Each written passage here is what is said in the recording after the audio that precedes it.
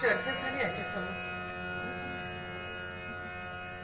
आशाभूत नजरेनं द्वारापाशी जावं आणि निराशेमध्ये त्यांना पुन्हा माघारी यावं.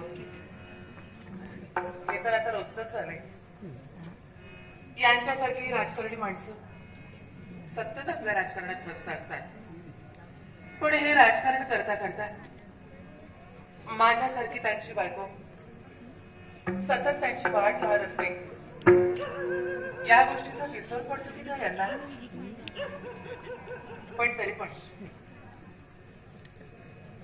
गुरु अग्नी ब्राह्मण यांच्या साक्षीनं सप्तपदी चालून मुंबईवरचं माप ओलांडून या घरल्या संसारात प्रवेश केलाय. माने मनाच्या ठिकाणी खुणगाट बांधली. अनेक स्वप्न उराशी बाळगून संसाराच्या यशपूर्तीसाठी आजन्म सतत राहावं. जीवन सौख्याच्या उत्कर्षासाठी संसार या प्रवाहात उडी ठोकावी आणि निस्वार्थ शिपणाने संसार वेलीवर बहर आणावा. हे सगळं स्त्रियांचं कर्तव्य नाही का? पण माणसाचं मन हे आशावादी असतं. त्याच आशापूर नजरेने तो सर्वत्र पाहत असतो. सुख म्हणजे काय, ते कुठे मिळेल आणि कसं मिळेल, या प्रश्नाचं उत्तर शोधता शोधता माणूस आपलं जीवन असंच व्यर्थ घालवतो. पण शेवटच्या श्वासापर्यंत माझं त्याला याच्या प्रश्नाचं उत्तर सापडत नाही. अहो, मुळात आपण आपल्या जीवनात जेवढं समाधान मानू ना, अगदी त्यावरच आपलं सुख अवलंबून असतं. हाच आदर्श डोळ्यासमोर ठेवून मी हा माझा संसार सुखाचा आणि समृद्धीचा करण्याचा प्रयत्न करते. जोपर्यंत त्यांच्या चरणाच्या मस्तकी चर्चित करत नाही, तोपर्यंत माझ्या दिवसाला खऱ्या अर्थानं सुरुवात होणार नाही. कधी येते येतील ती नाही, काहीच कळत नाही. कुठेतरी राजकारणात व्यस्त असतील ते नाही म्हणत नाही, पण तरी सुद्धा दिवसभरातून एक क्षण पण होईना माझ्या मनाला ते यावे.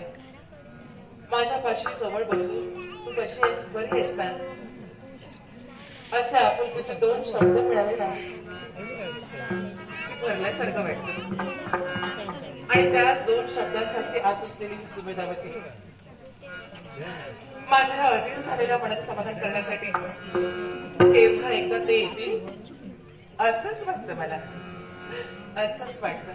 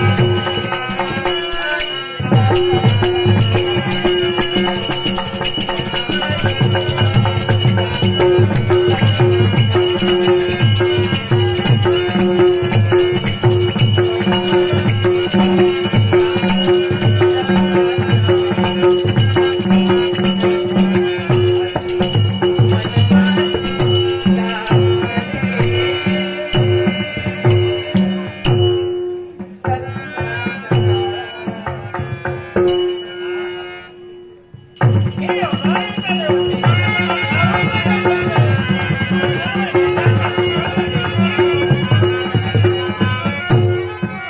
आई स्कंद माता सदैव सौभाग्य दे, सौभाग्य दे.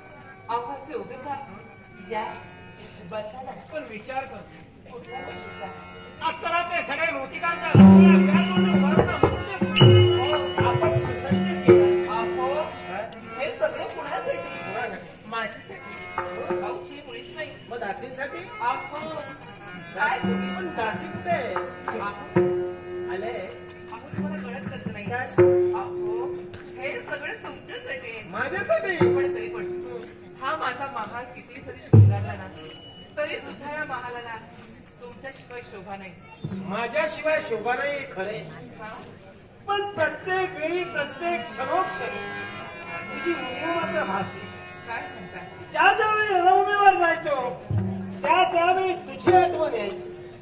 ज्या ज्यावेळी एखाद्या प्रसंगाला सुसंग जात होतो त्यावेळी तुझी आठवण येत होती.